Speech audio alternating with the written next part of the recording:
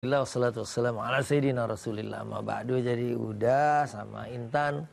Ya memang pertemanan ini kita harapkan adalah pertemanan yang diberikan keberkahan, pertemanan sesama orang yang bertakwa yang nanti bahkan di akhirat bisa saling memberikan syafaat. Ya kan kita pengen tuh teman kita ya kalau kita masuk dia bisa keangkat juga bahkan karena pertemanan. Dan juga ada yang nanti ribut berantem yang disebut dalam ayat surat Az-Zukhruf ayat 67 itu ya, al-akhilla, ya orang-orang yang dulunya saling mencinta tapi nanti begitu di sana saling menuntut gitu ya. Nah oleh karena itu kalau ada orang yang seperti ini, mungkin kalau dia teman dekat sih enak kita bicaranya tuh dari hati ke hati. Ya lu pikirin aja deh, gaji lu kan habis begini, segala macam untuk gaya hidup, untuk ini segala macam, apalagi sampai hutang. Dan hutang sedikit aja Nabi nggak mau menyolatkan kalau kamu meninggal. Apalagi itu banyak. Kamu mungkin menganggap itu sebagai sesuatu yang sepele. Santai aja, teman juga nggak nagih gitu kan. Atau nagih-nagih tapi dianya tetap santai gitu kan. Ada orang yang begitu ya. Kadang lebih galak lagi yang ditagih ya kan. Ada yang galak, ada juga yang santai. Lu tenang aja sih. Saya aja yang punya utang tenang, kan gitu. Apalagi kalau dia bilang gini, duit segitu aja lo tagih. Lah, duit segitu aja lo minjem gitu ya. Ada aja iya. Duit segitu aja minjem.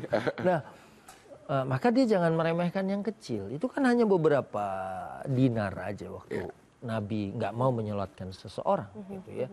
Dan bahkan dalam hadis itu kulit si jenazah itu baru merasa tentram, berasa adem di dalam kubur setelah ada orang yang mau membayarkan hutangnya.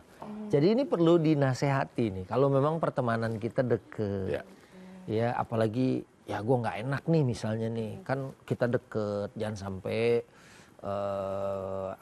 hal ini menjadikan kamu celaka. Iya.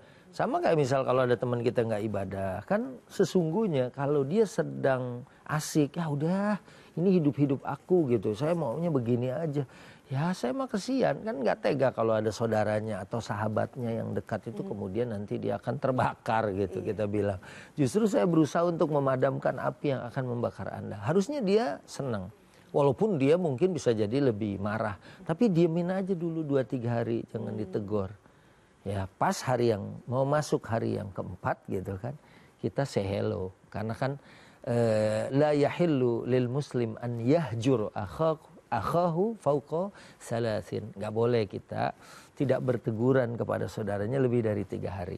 Maka itu sih sebenarnya kayak shock terapi aja sih sebetulnya. Dia merasa, jangan gitu dong, begini-begini. Barulah peluang kita. Iya, kita pengen nih kita jadi baik dan urusan kita bagus.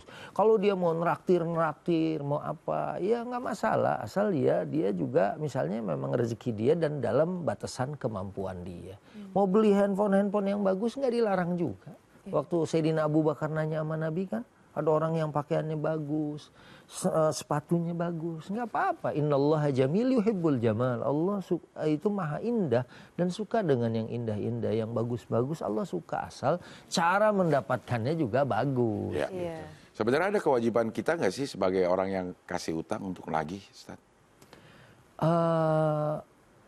Kalau kita sebenarnya 2. Ya. Yang pertama, kita nagih itu untuk mengingatkan supaya dia nggak jadi masalah. Karena kan di akhirat kan kita tahu dia bisa jadi seorang yang muflis.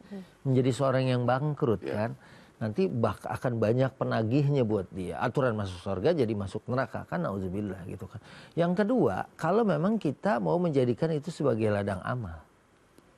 Ya misalnya kita memaafkan. Orang memaafkan kesalahan aja seneng. Ini ada orang yang udahlah. Kalau buat saya, misalnya kan ada orang udah meninggal, misalnya waktu di kuburan, bagi siapa-siapa handai tolan, sahabat, kerabat yang punya atau urusan dengan almarhum atau almarhumah, mohon menghubungi keluarganya untuk disampaikan. Kalau misalnya ada, udahlah biarin aja, dia bawa. Saya akan ngabarin sama keluarganya dan saya akan mengatakan biarkan saja. Itu jadi amal buat kita, ya kan? Tapi untuk nagih itu ya kita bilangin bahwa ini jangan disepelein karena matlul ghani zulmun. Seorang yang mampu bayar tapi dia nggak mau bayar, dia zalim. Dan kezaliman itu zulumatun yaumal qiyamah, kegelapan pada hari kiamat. Jadi kita sampaikan juga sama dia. Tapi kalau misalnya kita lihat situasi, ada juga ya keadaan